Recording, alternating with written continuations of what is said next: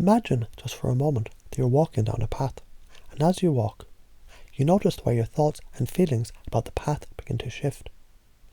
Maybe at first it's not entirely clear which direction to take, but as you continue walking, you start to notice things, and those things help you to make decisions.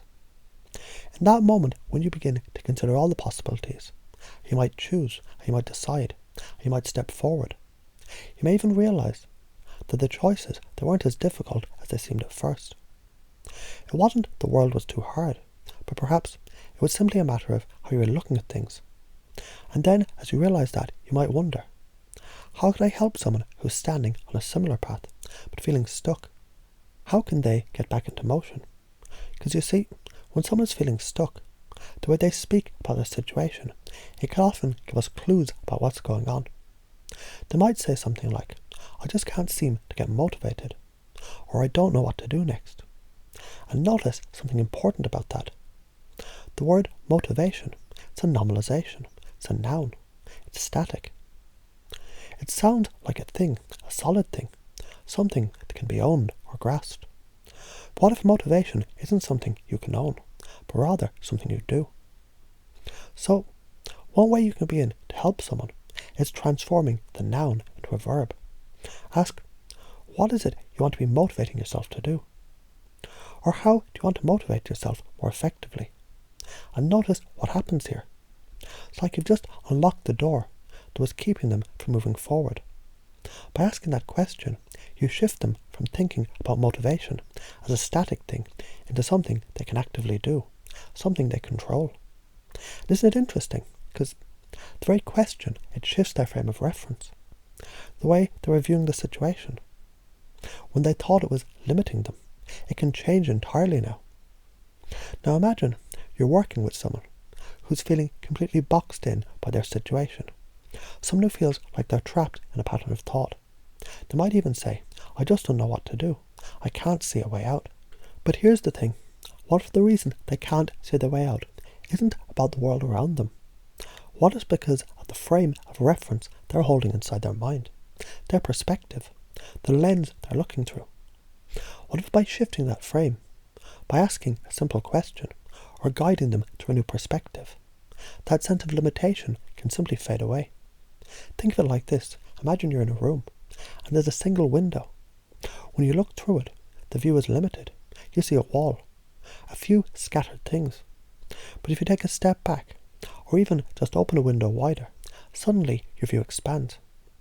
What once felt like a dead end becomes full of possibility.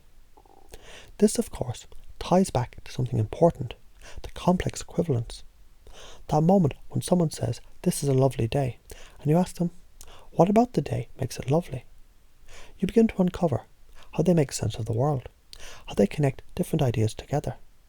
They might say something like, the sun is shining, the breeze is cool, and I can hear people laughing. Here you've connected the idea of loveliness to those sensory experiences.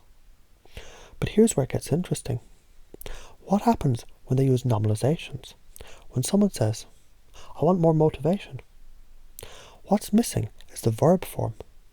It's as though they're talking about a thing, a distant object, something to be found. But the reality is, action is what drives movement. It's about putting things into motion. And as you begin to ask them questions like, how do you know it's lovely? Or what makes this thing wonderful for you?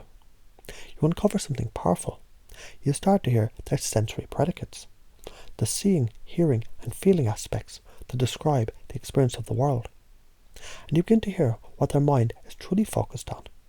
And more importantly, you notice how the thoughts, they're rooted in the world of sensory experiences, things they can see, hear, feel and touch. That is what their mind is working with. But here's where it becomes even more interesting. When they speak about their feelings or experiences, there are times when they'll use words to refer to time or space. Words that tell us how far something is, or how long ago it happened. When they say, I can't get any distance from this problem, they're using time and space language to describe their feelings. What if the distance is only in the mind?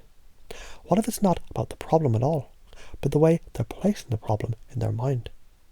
And of course, this plays into the idea of comparative deletions. When they say this is worse, then you might ask, worse than what? Is the problem truly as bad as you think? Or is it just being compared to something in your past? Everything, in fact, is a comparison. They're evaluating their situation, making judgments about how bad or good it is based on something else. Now, as you work with these patterns, you begin to help them understand that perspective is fluid. It's not the problem that needs changing, but it's how it's being interpreted.